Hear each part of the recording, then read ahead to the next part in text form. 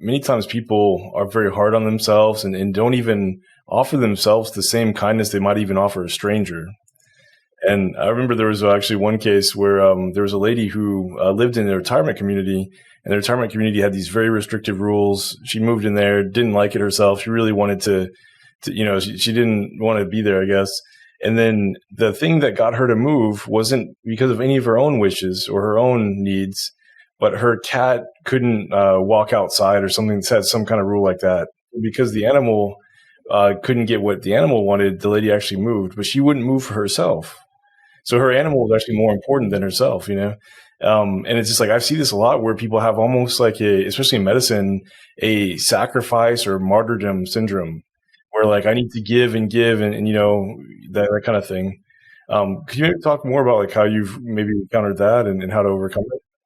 I run into this all the time with my clients.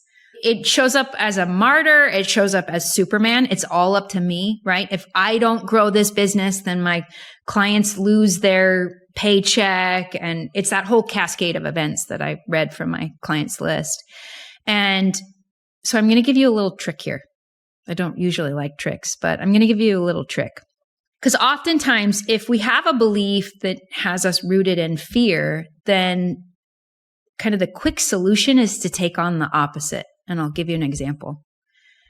I was in a season of my life years ago where every minute of every day was scheduled, okay? Between work and kids and other responsibilities, there was no wiggle room. And life would happen as it does, right? It took 10 minutes to get her shoes on for my daughter at the time instead of none, right? Which is what I was planning for. And so I had noticed myself over and over saying, I don't have time. I don't have time for this. I don't have time for that. I'm running late. I'm behind. It was all these beliefs around time and how I was running out of time and I was behind. And I could tell I was super frantic. And I was like, what's my way out of this? And as I journaled about it, I knew that I needed a deeper connection with God and that needed to be turned into a practice, like a ritual.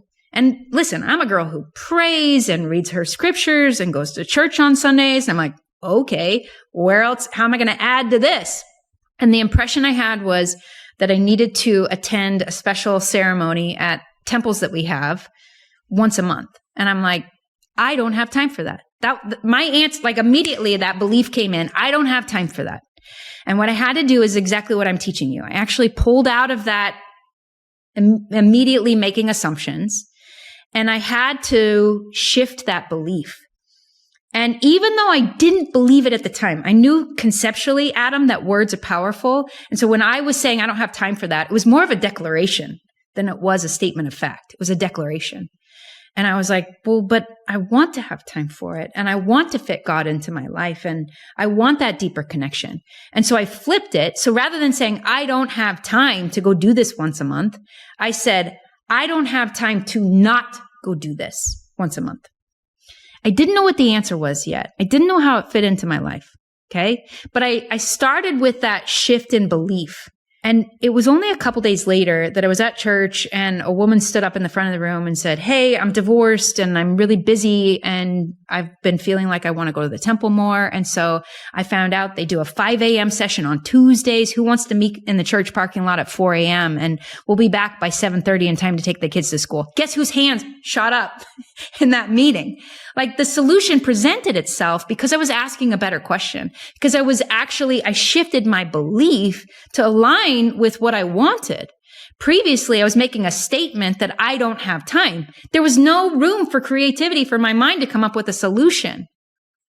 But by shifting it to I don't have time to not do this, all of a sudden I was looking for ideas, right? I was open to possibilities because I knew that I needed that in my life. And I was shifting it in the belief. And the same is true with my client that I was just telling you about. Not like he was believing he needed to hide and he didn't deserve to have people on his operating table.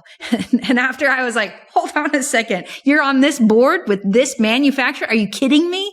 And it was like, you can't be silent. There are so many people out there in the world who need your unique gifts.